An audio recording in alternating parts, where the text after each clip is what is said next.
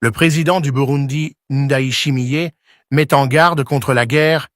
Kagame doit être arrêté avant qu'il ne soit trop tard. Vous voyez ce qui se passe ici, tout près de chez nous. Pourquoi ce silence? Est-ce que la communauté internationale ne voit pas les conséquences? Je vous dis que si ça continue comme ça, la guerre risque d'être généralisée dans la région. Parce que le peuple ne peut pas se laisser faire. Si le Rwanda continue à faire des conquêtes dans le territoire et dans notre pays, je sais qu'il va arriver même au Burundi. Parce qu'il est en train d'entretenir des jeunes réfugiés. Il les arme. Maintenant, il est en train de les aguerrir dans la guerre du Congo. Un jour, il veut venir au Burundi. Nous n'allons pas accepter la guerre généralisée. Nous savons son plan. C'est qu'il est en train de préparer quelque chose contre le Burundi. Et heureusement, les Burundais sont avertis. Si la communauté internationale le laisse faire, en tout cas, ici au Burundi, on ne va pas se laisser faire.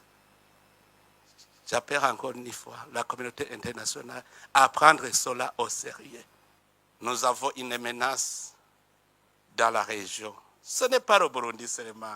La Tanzanie, l'Ouganda, le Kenya, c'est à toute la région, c'est une menace. Si l'Est du Congo n'a pas la paix, la région n'a pas de paix. Ne pensez pas que c'est le Burundi seulement qui éprouve une menace. Les Sud-Africains sont en train de souffrir à l'Est du Congo. Est-ce que vraiment, vous voyez où se trouve l'Afrique du Sud? Mais l'insécurité à l'Est du Congo a des conséquences sur l'Afrique du Sud. N'est-ce pas, monsieur l'ambassadeur?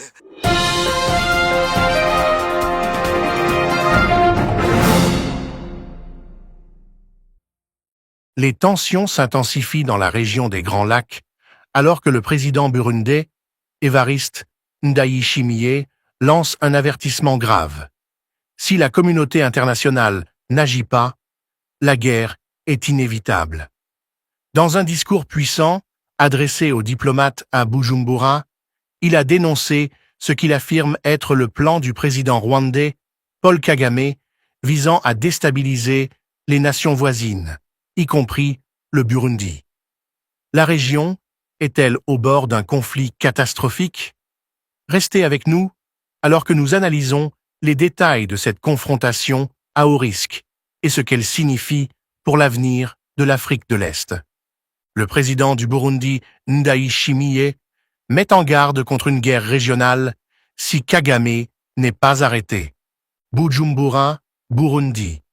Dans un discours audacieux et urgent adressé aux diplomates accrédités à Bujumbura, le président burundais, Evariste Ndayishimiye, a lancé un avertissement sévère concernant l'aggravation de la crise sécuritaire dans la région des Grands Lacs, attribuant l'instabilité aux ambitions militaires agressives du président rwandais Paul Kagame. Selon le président Ndayishimiye, si la communauté internationale ne prend pas de mesures pour freiner les prétendus projets expansionnistes de Kagame, une guerre régionale dévastatrice deviendra inévitable. Le dirigeant burundais a accusé le Rwanda de soutenir des groupes armés dans l'est de la République démocratique du Congo, RDC, et de recruter activement des réfugiés burundais pour les envoyer combattre dans le conflit. Un avertissement grave, la menace de Kagame pour la région. Ici, nous devons dire la vérité, a déclaré avec insistance le président Ndayishimiye devant une salle pleine de diplomates. Si nous voulons vraiment éradiquer les causes profondes du sous-développement de l'Afrique, nous devons réfléchir à leur origine. Pourquoi les pays africains, malgré leur potentiel économique important, sont-ils engagés dans des guerres et le terrorisme, souvent avec la complicité de certains pays occidentaux? Le président burundais a dénoncé le silence de la communauté internationale face aux ingérences présumées du Rwanda dans les affaires régionales. Il a affirmé que si le Rwanda poursuivait ses conquêtes et ses opérations militaires au-delà de ses frontières, le Burundi et d'autres pays voisins seraient contraints de réagir, ce qui pourrait mener à une guerre généralisée. Si cela continue, la guerre risque de devenir généralisée dans la région, car les peuples ne resteront pas les bras croisés, a averti Ndayishimiye. Si le Rwanda continue ses conquêtes sur le territoire de notre pays, je sais ce qui se passera. Nous ne l'accepterons pas. La guerre deviendra générale. Nous connaissons son plan. Il prépare quelque chose contre nous. Heureusement, les Burundais en sont conscients. Si la communauté internationale laisse faire cela, alors ici, au Burundi, nous ne resterons pas les bras croisés. Le rôle du Burundi dans la stabilité régionale. Le président, Ndayishimiye, a souligné que les actions du Rwanda ne menacent pas seulement le Burundi, mais l'ensemble de la région de l'Afrique de l'Est, y compris la Tanzanie, l'Ouganda et le Kenya. Il a pointé la violence persistante à l'est de la RDC comme un facteur de déstabilisation ayant des répercussions bien au-delà des frontières congolaises. Si le Congo n'a pas la paix, la région n'aura pas la paix. Ne pensez pas que seul Bi est en danger. Les Sud-Africains souffrent à cause de ce qui se passe dans l'est du Congo. Voyez-vous vraiment où se trouve l'Afrique du Sud? Pourtant, l'insécurité à l'est du Congo a des conséquences pour l'Afrique du Sud, a-t-il expliqué.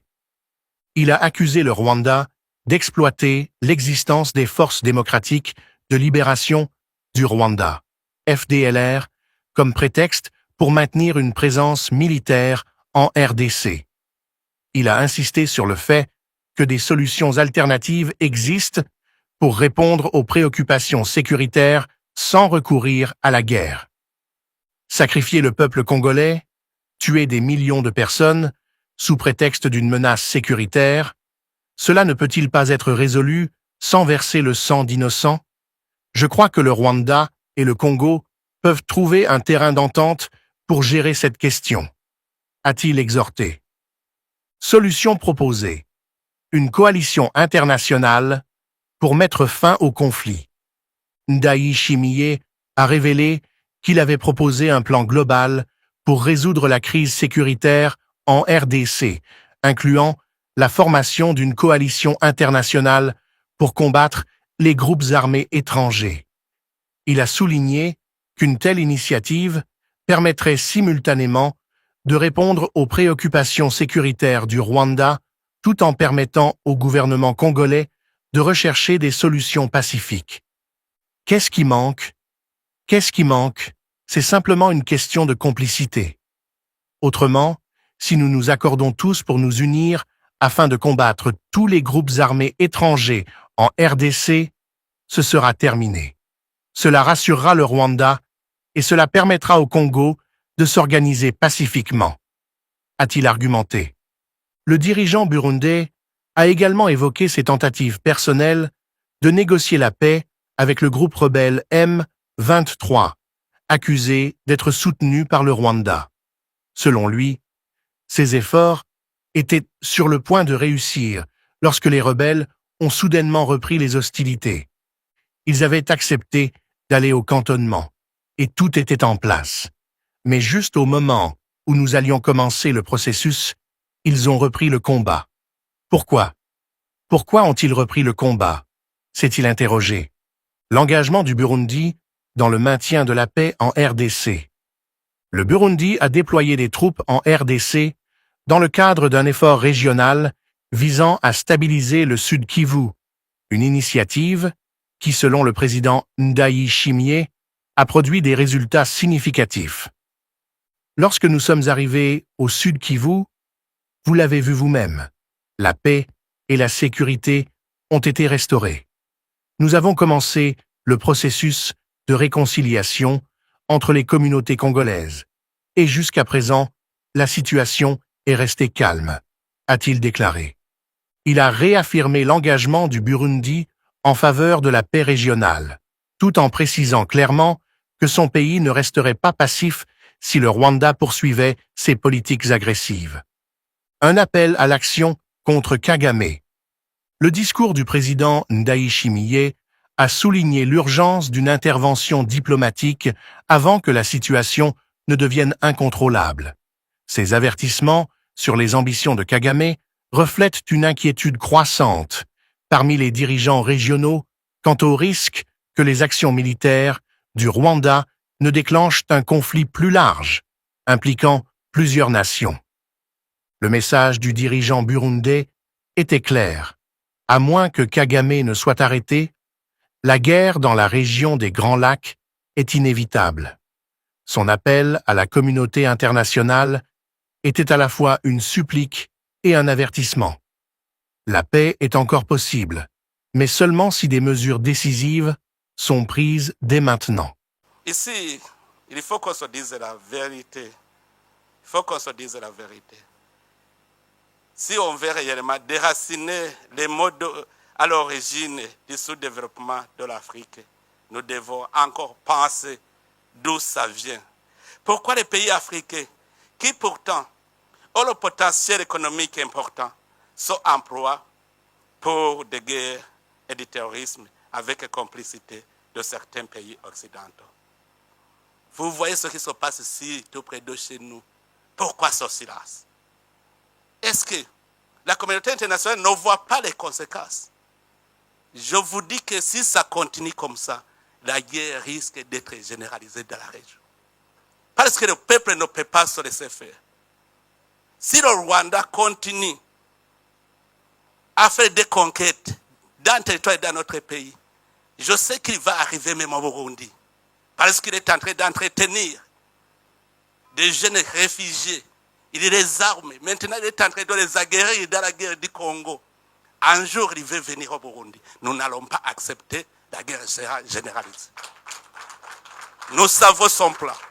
C'est qu'il est en train de préparer quelque chose contre le Burundi. Et heureusement, les Burundais sont avertis. Si la communauté internationale le laisse faire, en tout cas, ici au Burundi, on ne va pas se laisser faire. J'appelle encore une fois la communauté internationale à prendre cela au sérieux. Nous avons une menace dans la région. Ce n'est pas le Burundi seulement. La Tanzanie, l'Ouganda, le Kenya, c'est à toute la région, c'est une menace. Si l'Est du Congo n'a pas la paix, la région n'a pas de paix. Ne pensez pas que c'est le Burundi seulement qui éprouve une menace. Les Sud-Africains sont en train de souffrir à l'Est du Congo. Est-ce que vraiment, vous voyez où se trouve l'Afrique du Sud? Mais l'insécurité à l'Est du Congo a des conséquences sur l'Afrique du Sud. N'est-ce pas, monsieur l'ambassadeur? Donc, au point de vue sécuritaire, seulement nous avons cette menace à l'Est du Congo. Si vous laissez les choses se détériorer comme ils sont, sachez très bien que les conséquences seront néfastes. Et chaque pays va se débrouiller lui-même. Mais vraiment, moi, j'ai un plan que j'avais proposé à la région. Je sais que si ce plan était respecté, on serait en paix. Parce que vous savez, si le Rwanda justifie sa présence par la présence des FDLR, est-ce que ce n'est pas une question qui peut être résolue pacifiquement? Sacrifier le peuple congolais, tuer des millions de gens, sous prétexte qu'il y a une menace. Est-ce que cela ne peut pas être réglé sans verser le sang des innocents?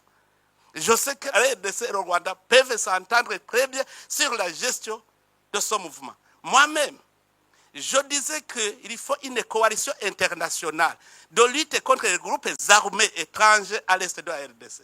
Comme ça va garantir le Rwanda et ça va aussi permettre au Congo d'entamer le processus de paix. Qu'est-ce qui manque? Qu'est-ce qui manque? C'est parce qu'il y a complicité. Sinon, si tous nous sommes d'accord de nous mettre ensemble pour combattre tout groupe armé étranger à l'est de la RDC, ça sera fini parce que ça va garantir le Rwanda. Ça va aussi permettre au Congo d'organiser son pays pacifiquement. Ça, c'est un. Si on parle de M23, moi, j'avais essayé de me mettre en contact avec les responsables du M23. Je leur ai dit, si réellement vous n'êtes pas des Rwandais, pourquoi vous n'acceptez pas de déposer les armes et emprunter le chemin de la paix? Comme vous êtes Congolais, vous aimez votre pays. Alors, à ce moment-là, ils m'ont dit, nous sommes d'accord Parce que je leur disais, aussi longtemps que vous n'êtes pas cantonné, on ne saura pas qui est Rwandais, qui est Congolais. Il faut d'abord aller dans la zone de cantonnement. Comme ça, les Congolais sont à part. Et puis les Congolais vont entamer le processus de paix.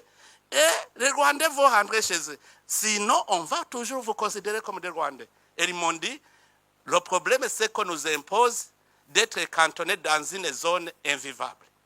J'ai envoyé mes officiers pour aller inspecter la zone. C'était la zone de Sabignon. Ils ont trouvé que la zone était invivable. Et j'ai proposé au gouvernement congolais de décider sur une autre zone. Le gouvernement congolais a accepté. Nous avons fait la reconnaissance de la zone de Lomangabo. On a envoyé les chefs d'état-major pour aller inspecter, voir si la vie est possible. On a trouvé que toutes les facilités étaient là. Et le M23 avait accepté d'aller dans le cantonnement. On avait mis en place tout le nécessaire. Mais au moment où on allait commencer le mouvement, ils reprennent le combat. Pourquoi? Alors que chez moi, d'ailleurs, ils avaient dit, si nous y allons, quelle est la suite? La suite, c'est maintenant aller dans le processus de paix, les négociations de Nairobi. Et tout ce que vous réclamez, vous allez le réclamer pacifiquement. Ils avaient accepté. Et j'avais convaincu même le gouvernement congolais, souvenez-vous, le gouvernement congolais avait dit, s'ils acceptent d'être cantonnés, c'est qu'ils acceptent le processus de paix, nous allons les intégrer dans le processus de Nairobi. Le gouvernement congolais était d'accord. Mais quand ils reprennent le combat, comment négocier avec quelqu'un qui ne veut pas la paix? D'abord, pour négocier, il faut créer des conditions favorables aux négociations. La première chose, c'est le désengagement des forces pour ramener la confiance entre les partis en conflit. Que ce soit le Rwanda, que ce soit le RDC, il faut que d'abord, il y ait cessation des hostilités, que les forces se désengagent. Comme ça, on crée un climat de confiance. Les gens vont se parler sans inquiétude. Or, entre les États, comment s'effectue le cessez-le-feu, le désengagement? C'est que les forces dans notre pays vont se désengager et aller dans leur pays. Et ils vont entamer les négociations. C'est normal. Mais qu'est-ce qui manque? La communauté internationale est ici. Qu'est-ce qui manque sur les deux processus? J'avais proposé ce plan et la région avait décidé d'envoyer une force régionale pour d'abord sécuriser les citoyens congolais, mais aussi pour combattre les groupes armés étrangers. C'est cela la présence du Burundi en RDC. On est allé dans le sens de l'idéologie régionale. Quand nous sommes arrivés au Sud Kivu, vous êtes témoins. La paix et la sécurité a été ramenée. On a entamé le processus de réconciliation des communautés congolaises. Jusque maintenant, c'est calme.